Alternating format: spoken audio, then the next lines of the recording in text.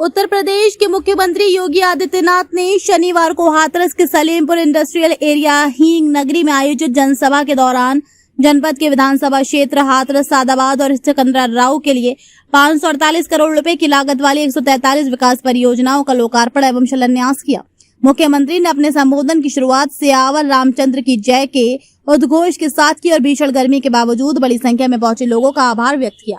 उन्होंने कहा कि प्रदेश सरकार बिना किसी जाति और धर्म के भेदभाव के गरीबों तक सरकारी योजनाओं का लाभ पहुंचा रही है। डबल इंजन की सरकार ने हर घर तक राशन, शौचालय और उज्ज्वला योजना जैसी सुविधाएं पहुंचाई हैं। मुख्यमंत्री ने कहा कि भाजपा को वोट देने का मतलब विकास, बेटियों की सुरक्षा, व्यापारियों की सुरक्षा और किसानों के हितों को मजबूत करना है।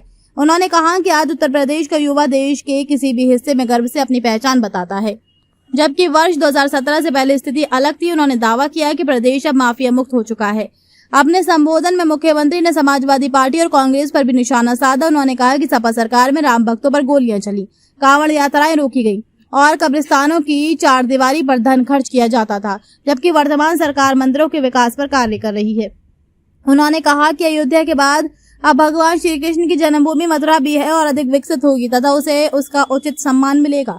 मुख्यमंत्री ने कहा कि लोकसभा चुनाव में समाजवादी पार्टी और कांग्रेस ने संविधान का अपमान किया। उन्होंने ये भी कहा कि भाजपा के नेताओं के साथ साथ पूर्व मुख्यमंत्री मुलायम सिंह यादव को भी गिरफ्तार किया गया था, लेकिन आज सपा उनकी कुर्बानी का भी सम्मान नहीं कर रही है। उन्होंने कहा कि प्रदेश के 75 जनपदों की 25 करोड़ जनता का समग्र विकास ही सरकार का लक्ष्य है। अंतिम पायदान पर खड़े व्यक्ति तक विकास पहुंचना सरकार की प्राथमिकता है। उन्होंने कहा कि हाथरस में मेडिकल कॉलेज, सिकंदराबाद बाईपास सहित अनेक विकास कार्य किए जा रहे हैं तथा हजारों युवाओं के लिए रोजगार के अवसर सृजित हो रहे हैं। मुख्यमंत्री ने बताया कि युवाओं को बिना भेदभाव के मार्जिन मनी के साथ 5 लाख रुपए तक का ऋण उपलब्ध कराया जा रहा है। मुख्यमंत्री ने कहा कि क्षेत्र की जनता ने अच्छे जनप्रतिनिधियों का चुनाव किया, इसलिए विकास कार्य तेजी से आगे बढ़ रहे हैं। जोरदार तालियों के साथ अभिनंदन, वंदन, स्वागत। जय जय श्री राम।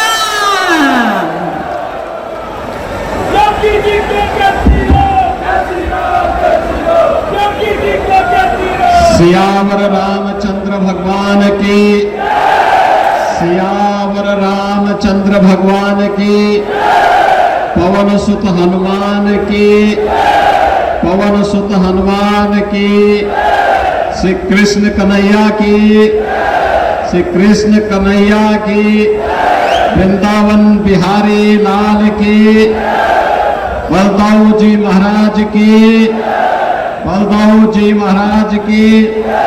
नमः पार्वती पते हर हर।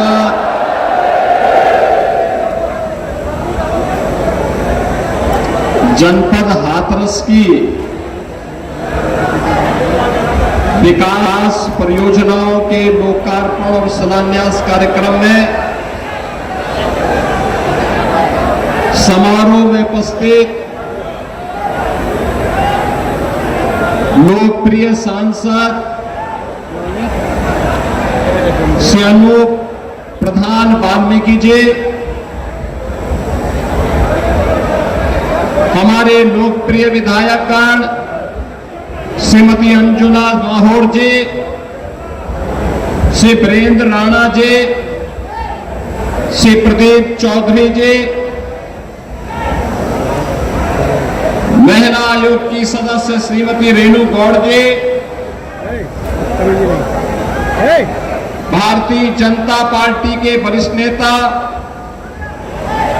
श्री दिनेश शर्मा जी, जिला अध्यक्ष प्रेम सिंह कुशवाहा जी, राष्ट्रीय लोक दल के अध्यक्ष श्री श्याम चौधरी जी।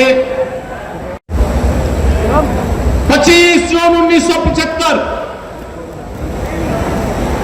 भारत के संविधान का गला दबाने का काम बाबा साहब भीमराव अंबेडकर के द्वारा बनाए गए संविधान के अपमान करने का काम अगर किसी ने किया था तो कांग्रेस ने किया था, और कांग्रेस के उस पाप में आज समाजवादी पार्टी जबरदस्ती उनके साथ मिलकर के उस पाप में भागीदार बन रही है।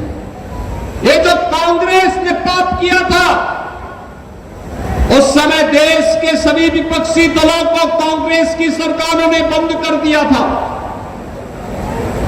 चाहे वह जयप्रकाश नारायण जी रहे हो, चाहे वो राजनारायण जी रहे हो, स्वर्गीय अटल बिहारी वाजपेयी जी, स्वर्गीय लाल कृष्ण आडवाणी जी, डॉक्टर मुरली मनोहर जोशी जी, जितने वरिष्ठ नेता थे उनमें मुलायम सिंह यादव जी भी थे, श्री लालू प्रसाद यादव जी भी थे, कल्याण सिंह जी भी थे। ये सभी नेताओं को उठा करके बंद कर दिया गया था, जेल के अंदर बंद हो गए थे, तत्कालीन सरकार ने बंद कर दिया था। कहीं ये लोग संविधान के खिलाफ कांग्रेस के द्वारा किए गए इस कृत्य के खिलाफ सड़कों पर जनता जनार्दन के साथ उतर न जाए, इसलिए इनको बंद कर दिया गया। 1 लाख से अधिक गिरफ्तारियां किए थे कांग्रेस के लोग।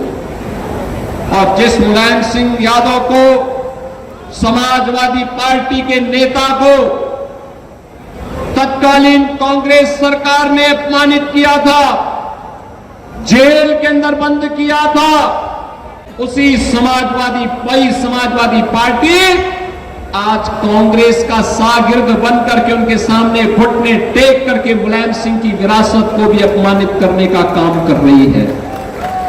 अरे इसके बारे में सोचो, बाबा साहब भीमराव अंबेडकर के सपने को चकनाचूर करने का काम किसी ने किया? कांग्रेस और समाजवादी पार्टी ने किया। ये लोग हमेशा यही करते रहे हैं, इन्होंने यही कार्य किया जो सामाजिक न्याय के प्रतिकूल हो।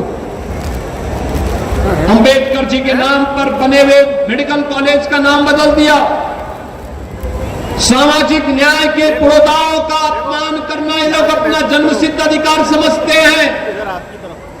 समाजवादी पार्टी में विकास का मतलब केवल एक गांव सिपाही में विकास माना जाता था, और डबल इंजन के भारतीय जनता पार्टी की सरकार में विकास का मतलब उत्तर प्रदेश की 25 करोड़ जनता का विकास, उसमें हाथरस भी है, कासगंज भी है, एटा भी है, अलीगढ़ भी है, मथुरा भी है, फिरोजाबाद भी है, मैनपुरी भी है, आगरा भी है, इटावा भी है। हमारे लिए 75 जनपदों की सभी 350 तहसील और 25 करोड़ की आबादी का विकास ही हमारे लिए उत्तर प्रदेश का विकास है। हम उसको फिरकों में नहीं बांटते। हमने तुष्टीकरण की नीति को पूरी तरह खारिज किया है।